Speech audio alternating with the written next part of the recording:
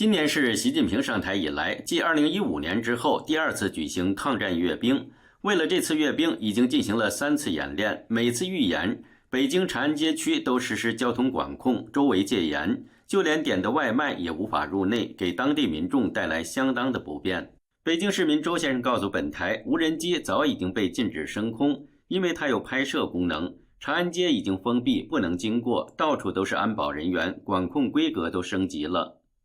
长安街底下有1号线，1号线肯定安检力度会大，天安门站它肯定就是封闭了，不停，应该都是这样。周先生表示，对外地来北京旅游的人影响也很大，有很多人想看北京大阅兵，根本就进不去，连周围都不让靠近，有些景点还关闭了。来北京旅游的那故宫啊、天安门都进不去了，天安门国家博物馆、故宫都是要进天安门广场需要安检的，以前是需要安检的，现在都彻底不能去了。北京市民李先生告诉新唐人，他从南京回北京就是带一瓶水，安检人员都要你喝一口试试看，否则水都不让带。进入北京火车站就跟进军事基地似的，外面铁栅栏那么高，至少要进4、5道岗。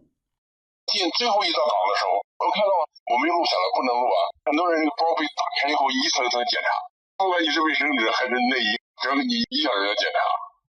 李先生表示，现在阅兵搞的是草木皆兵，走路要查身份证、刷脸，坐公交、地铁都有武警和警犬陪伴，就是吓唬老百姓。这个情况非常严重，列车上没多少人，